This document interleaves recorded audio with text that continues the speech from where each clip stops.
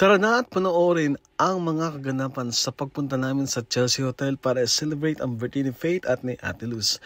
Yes guys, exactly 7 PM na makarating kami sa Max Metro Station para pumunta kami sa Satwa.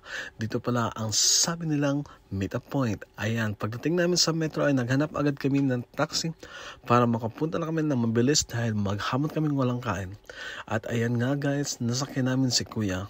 Si Kuya pala ay originally from Bangladesh, kaya tanong na rin namin siya kung bakit, ano ang nangyayari sa bansa nila. So far, ang dami yan chika, pero ganyan talaga ang buhay, nangyayari ang mga latang issue niyan kahit sa Pilipinas din. Kaya ayan, first time namin dito sa Jaflia side at sa Satwa. Chelsea Hotel pala ang name ng hotel. Kaya almost 10 minutes lang ang biyahe dahil inikot-ikot kami ni brother. At pagdating namin sa Chelsea Hotel ay dumating na rin ang birthday girl na si Ate Luz. At dumiretso na rin kami sa first floor at naglakad kami dahil walang elevator. Ayan, natagtag agad ang kinain namin sa buong maghapon. Pagod na pagod kami. At pagdating sa first floor ay makikita nyo ang Pier Juan. Pagpasok nyo pa lang dyan, wow, ay nang bubungad sa mga mata mo. Lechon kawali at ang mga sasahapang Filipino foods. Yes guys, ayan na nga, nilintakan na nga ng birthday girl na si Ate Luz, Ate Faith, Ate Tonet ang mga Filipino foods.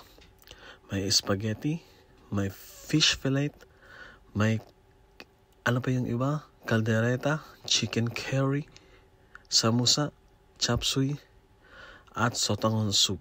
May coffee jelly din pala sila dito.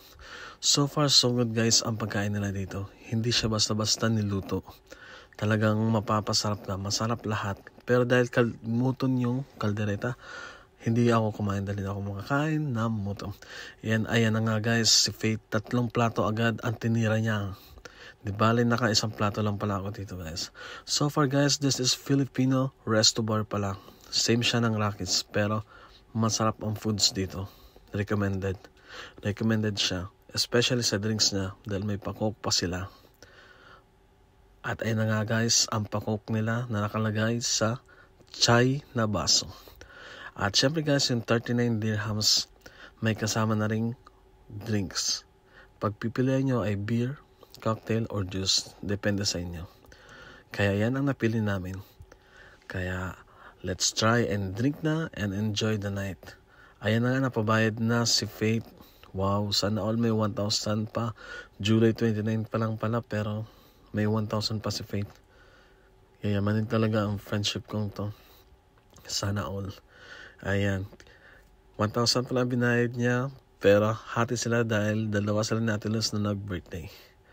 Kaya so far so good guys ang experience namin dito. Hindi lang kami nakakanta dahil sobrang daming tao. Dinadayo talaga siya. Kaya recommendable siya. Kung sawa na kayo sa Rockies, punta kayo dito sa Chelsea Hotel sa Satwa. Talagang recommendable ang mga pagkain niya at ang ambience. Kaya see you sa susunod na adventure at sa susunod na magba-birthday.